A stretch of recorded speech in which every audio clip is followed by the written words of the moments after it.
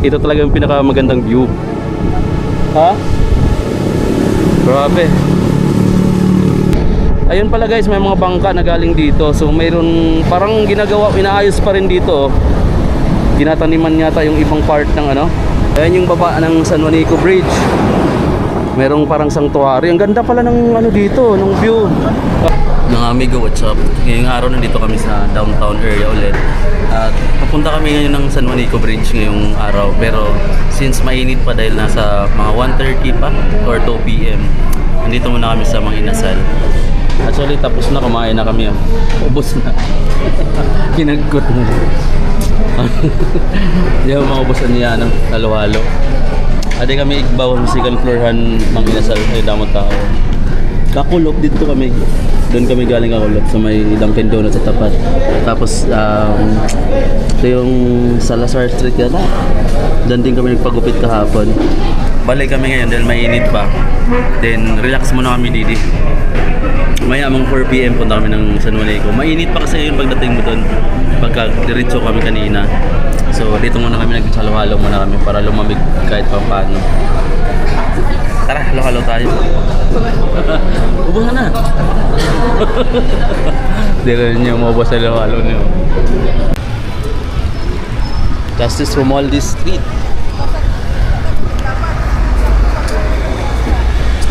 Pag-ong SM. Sulod kami SM. Paray bantay yun. Guard kita. Ilarom ito. Guys, so may malaking pier, barko. Pasamar, St. John 2. Mahangin niya na. Kaya kita mo man dito. Dito kami pupunta kami ngayon sa Juanico. Problema, hindi naman alam kung saan sakayan. Pero bisa tinanungan namin sa may palengke daw kami sasakay. Dami sapatos oh. Mga ukay-ukay na sapatos. Ito pala yung pier.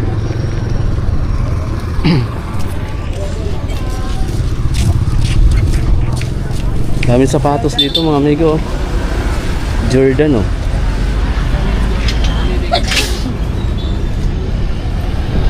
School shoes meron. Daming mga Nike ano dito, SB.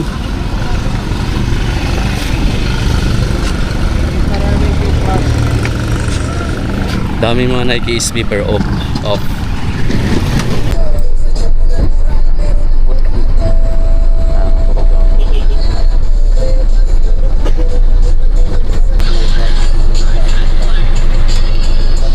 Guys, nakababa na kami ng minibus. Ayun. Papunta kami ng San Juanico. Samar, Babatngon diretso. Matapo-tapo ngayon din eh. Babaktason na lalakarin namin mula dito sa kanto ng Babatngon tsaka Samar pa San Juanico.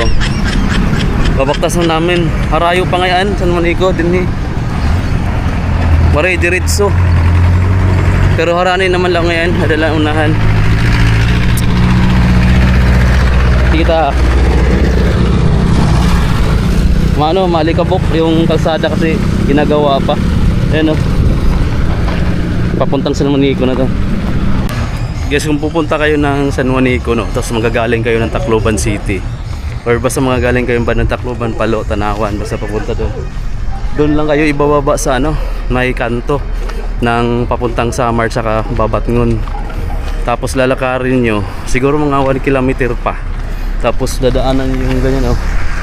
Ayan. Hindi pa kasi natapos yung kalsada. Kaya maalikabok. Tapos alam ko dyan banda siguro ano na paakyat na ng San Juanico Bridge. May nakalagay na Arc Living Tacloban City. Eto na mga amigo no. Ito na yung entrance or baga yung pinaka unang portion ng San Juanico Bridge. Ayan oh.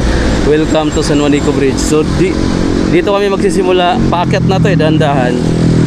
Ay nakarating na kami. Kasama ko.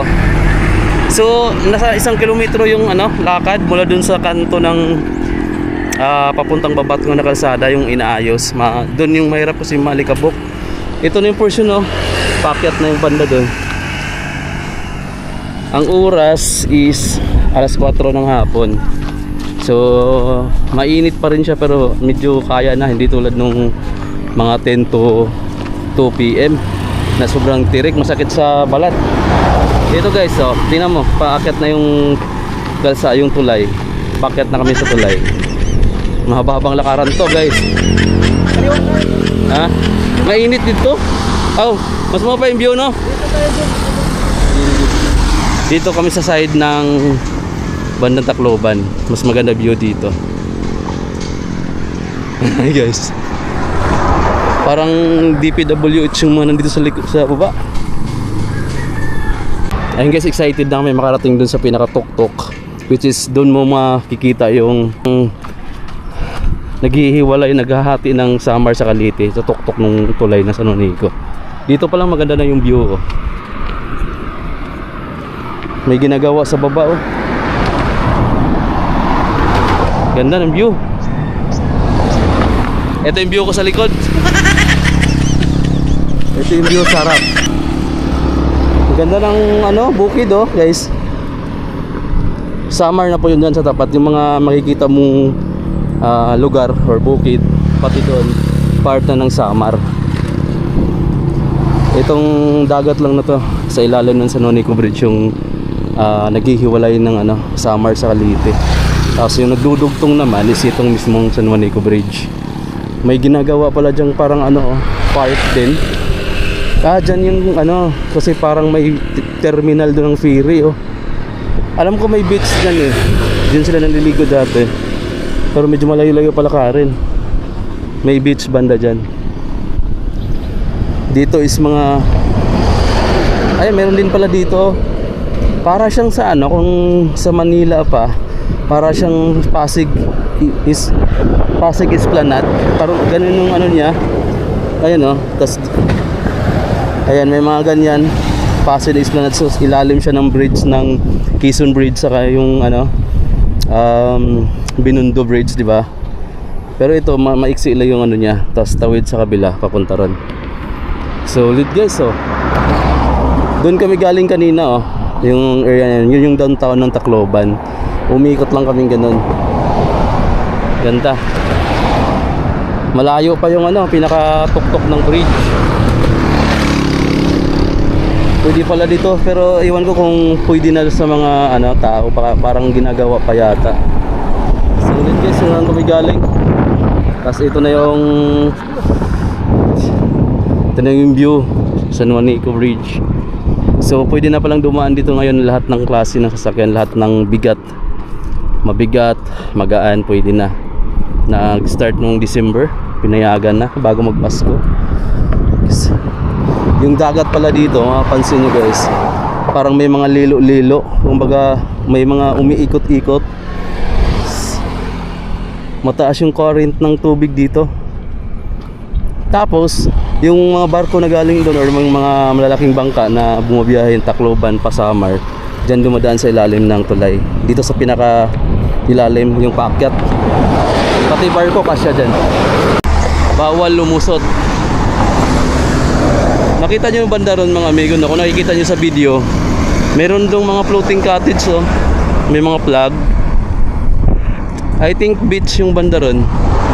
Tapos may mga isla na maliliit, oh. Ha?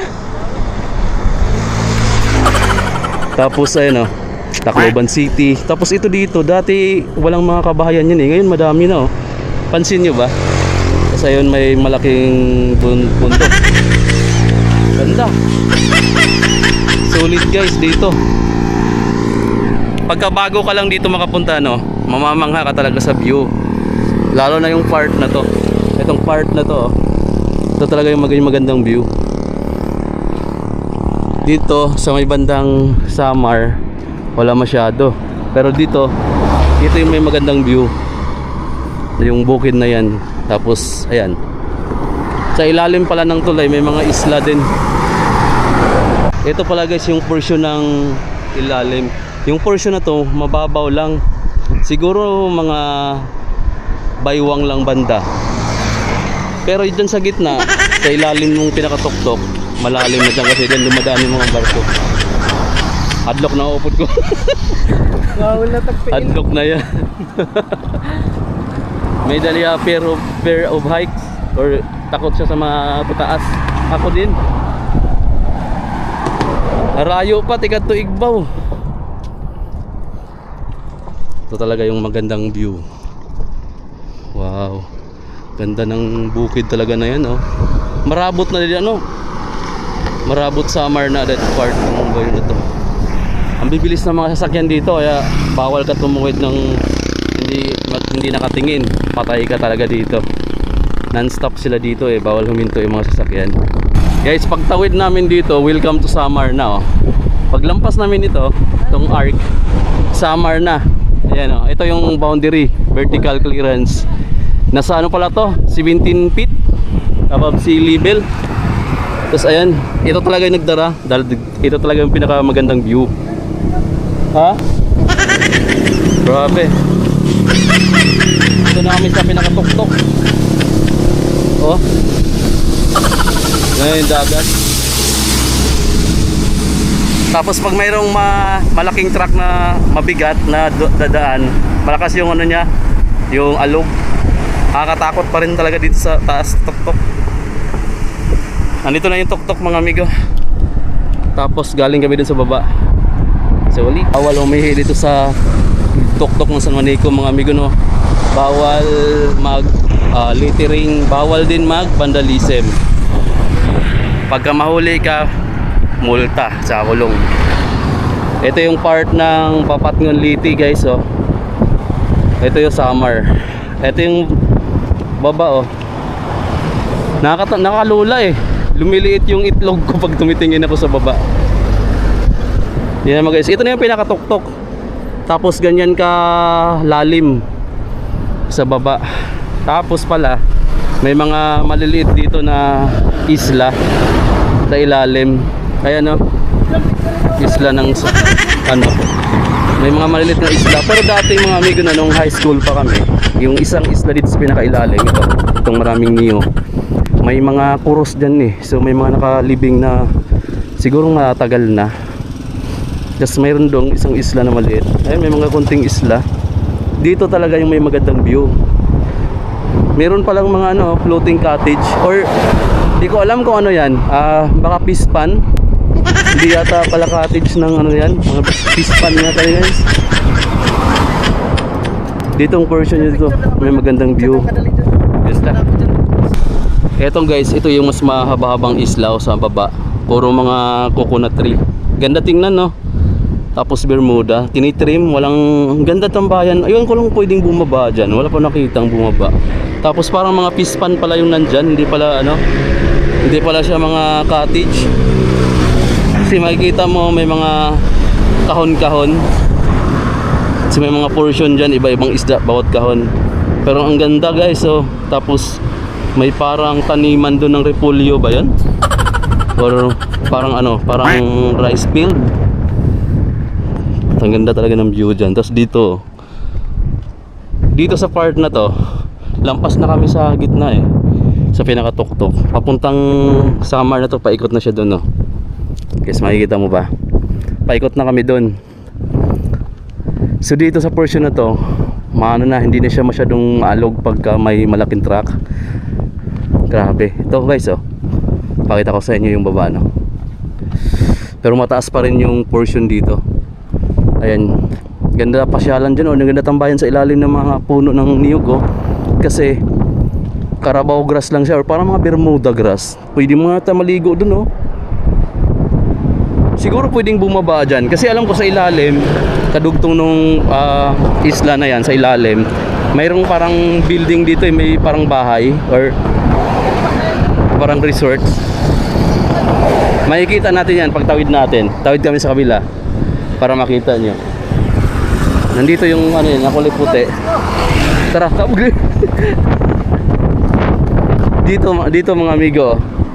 So karugtong lang dito yan, oh. Meron siya ditong parang bahay ng ano, parang UFO, pabilog na ano, building. Ito yung sinasabi kong ano, merong kami nakita dati. High school pa kami noon eh.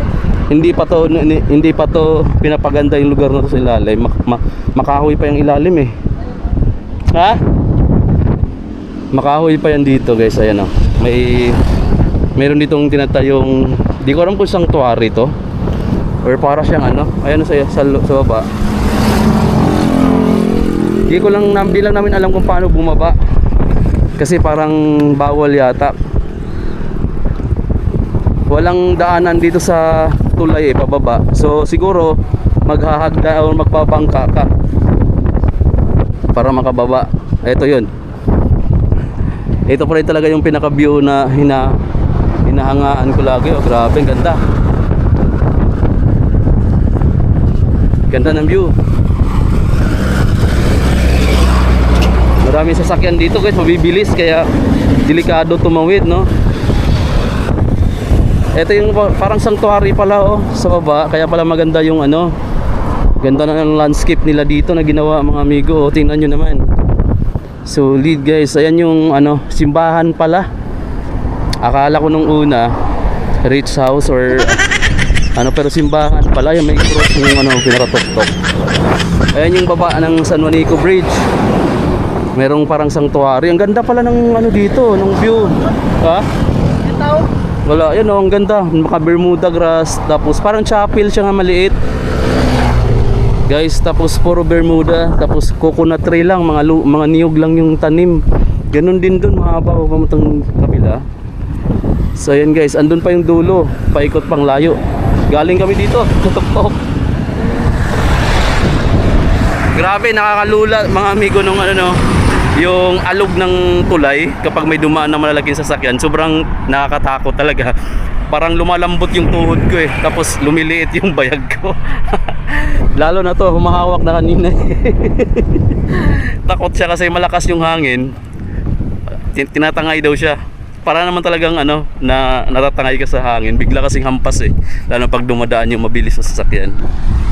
Ganda sa baba oh. Ayun sinasabi ko oh. Diba? Yung landscape. May maliit na chapel. Ah, may tao kasi may aso dun oh. May nakita kong aso banda ron oh. Ganda pala sa baba talaga oh. Yan guys, di ko lang sure kung pwede tao kasi wala naman namin nakitang tourist na nasa baba, mga turista. Pero mababaw na yung portion na yan. Yung ilalim pala, yung mga poste ginagawa oh, pinapatibay, sinisiminto ulit or dinadagdagan ng bakal para mas tumibay pa siya. May bahay pala dito. Ayun, may bahay sa ilalim ng niyog. Ganda. Ayun pala guys, may mga bangka na galing dito. So mayroon parang ginagawa, inaayos pa rin dito. Tinataniman yata yung ibang part ng ano. Kasi may tubig pala. Yan, oh. May portion na inaayos sa ilalim. Parang napansin ko kami lang yung tao dito ngayon. Kami lang yung tao ngayong araw. Ito. So yan guys, saglit lang naman kami dito. Papalik na kami. Kasi nakakatakot talaga dito, maraming dumadaan sa sasakyan. Malalakas yung ano, yung pagbayo ng ano, ng tulay, yung impact. Grabe. So yan pala pinaka magandang view guys, no. Punta na kayo dito sa San Juanico Bridge. Pinaka-latest update, lahat ng klase ng sasakyan, kahit anong bigat, pwede nang dumaan dito.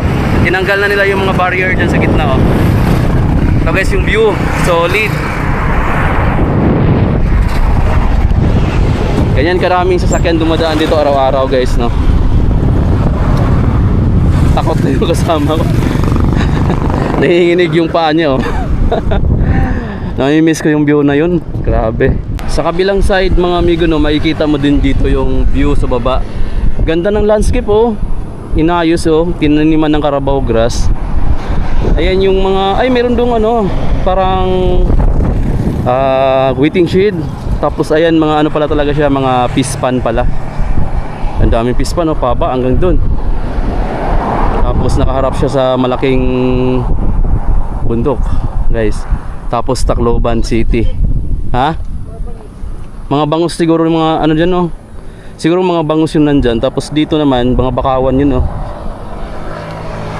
Grabe, ang ganda talaga dito sa baba oh. Ganda ng Bermuda grass guys. Wala lang tao, pero may nakita kong tao dun banda oh. Sa mga ano, fish cage. Tapos pabalik na kami ngayon ng tuktok ng San Juanico Bridge. Pabalik kami ng sakayan ng bus doon naman kung saan kami bumaba kanina. Pagdating namin doon, Kalbaryo ulit dahil maalikabok at 1 kilometro yung lalakarin namin mula doon sa paanan ng San Juanico sa may bandang Tacloban, pabalik doon sa may kanto ng Pasamar na eskina at saka pababat ng Liti guys. Kasi doon sakayan ng minibus. Walang hihinto dito kasi sa San Juanico Bridge mismo. Bawal huminto yung mga sasakyan dito. Huli ka saka magmumulta ka. Kasi lahat dito non-stop. Tao lang yung pwede dito sa gilid. Bawal rin yung tao sa gitna. Pwede kasagasaan dyan guys. Actually marami nang namatay dito. Nasagasaan. So yun yung ingat na ingat kami. Nanginginig na tuhod namin dalawa eh. Kasi pag may dumaan na sasakyan mabilis eh. Parang ano din kami eh. Natatapon kami sa dulo dito oh. Sa may bandang dagat. Grabe ang ganda oh. Parang maganda gawing golf. Guys oh, diba ilalim ng mga puno ng niyog. Ang linis ng ilalim siguro. Ang linis pa oh. Sarap mag-camping dyan oh. May mga tin kang dala guys. Sarap maglagay ng mga tin dyan oh. Tapos mag-overnight kayo. Tapos kita mo yung mga ilaw dyan sa Tacloban City paggabi. Tapos may pispan pa. Pwede ka dyang umorder ng mga isda kung pwede. Tapos dito magluluto. Kaso parang hindi pa inaalaw yata. I-renovate pa. Tapos pwede ka rin yatang maligo dyan sa dagat oh. Mababaw lang yung bandang gilid eh. Tsaka malinis na yung tubig, malinaw. Tsaka dito kayo mag-camping. Solid guys pag dito kayo pupunta. Napuwing kami kasi maalikabok. Sobrang bilis kasi yung mga sasakyan. So ngayon paalam muna. At ito yung latest update dito sa San Juanico Bridge ngayong January 2026. Sa mga hindi pa nakapunta ng Liti ulit, visit na lang kayo dito guys. Sobrang ganda ng view, promise. Lalo na dito sa portion na to oh. Maa-miss ka sa view. Panalo guys. Bye bye.